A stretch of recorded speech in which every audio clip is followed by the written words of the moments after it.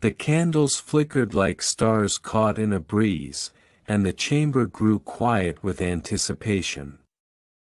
King Shahryar, captivated by Scheherazada's stories, gave a slight nod.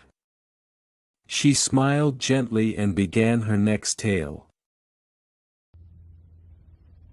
O king, tonight I shall tell you of a realm lost to memory and guarded by Silencia, hidden kingdom, unreachable by ordinary means, and known only to those with hearts pure and faiths strange. Long ago, beyond the reach of known lands and the roar of the seas, there lay a kingdom concealed by enchantment and shadow. No map marked its location, and no sailor ever claimed to see its shores. It was called Naharin, the kingdom between worlds. In a small coastal village, there lived a young woman named Yasmina.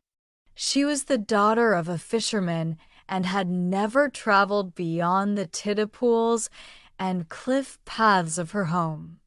But Yasmina was no ordinary girl. She often dreamed of places she had never seen, with trees of silver and rivers that sang lullabies. She would awake with tears in her eyes and salt on her lips, as though she had truly visited those lands.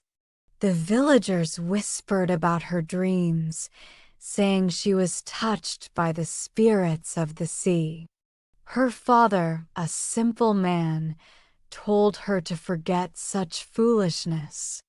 But Yasmina could not. For one night, she heard a voice in her dream, a whisper, low and urgent. "Naharin calls you." The next morning, Yasmina went to the shore before sunrise.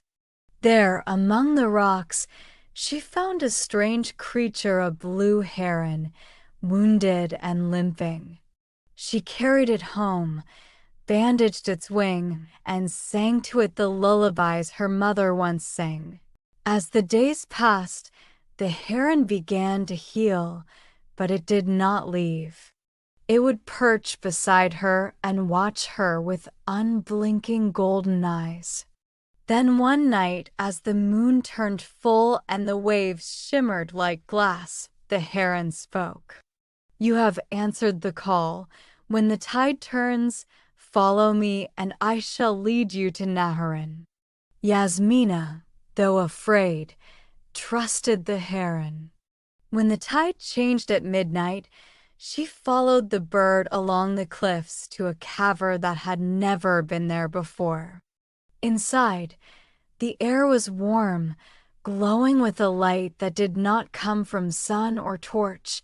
They descended for hours until she emerged in a valley bathed in twilight, filled with strange trees and glowing streams. She had arrived in Naharin, a kingdom where time was still and the stars hung low in the sky. The people of Naharin, who looked as though carved from moonlight, welcomed her not as a stranger, but as a returning soul. They said she had once been one of them, long ago, and had chosen to be reborn in the mortal world to complete a forgotten vow. Yasmina stayed in Naharin, learning their ways. She walked among creatures that spoke in riddles, learned to tame wind with her voice, and recalled memories of a life before her life.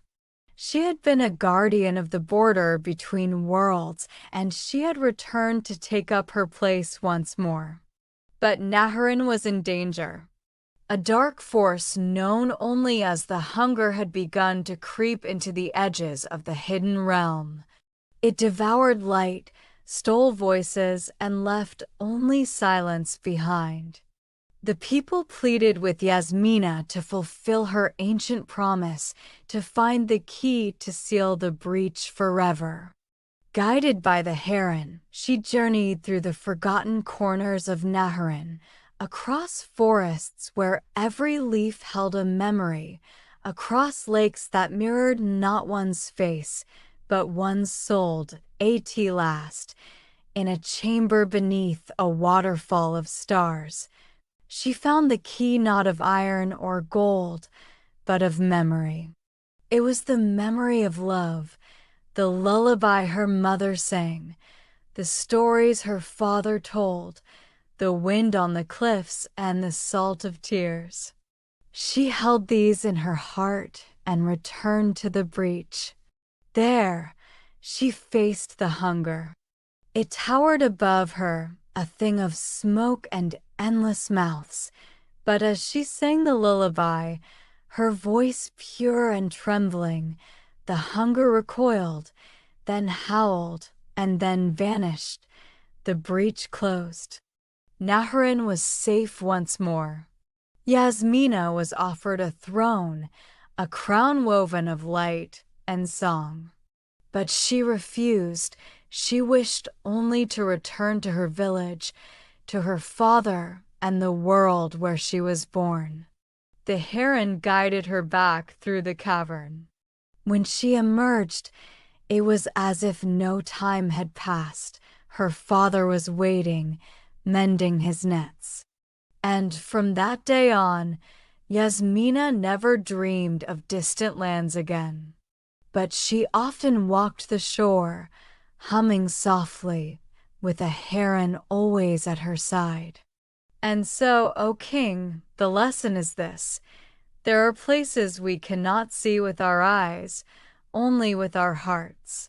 Sometimes we must forget to remember, and sometimes the journey that changes the world begins with the smallest kindness, like tending to a wounded bird.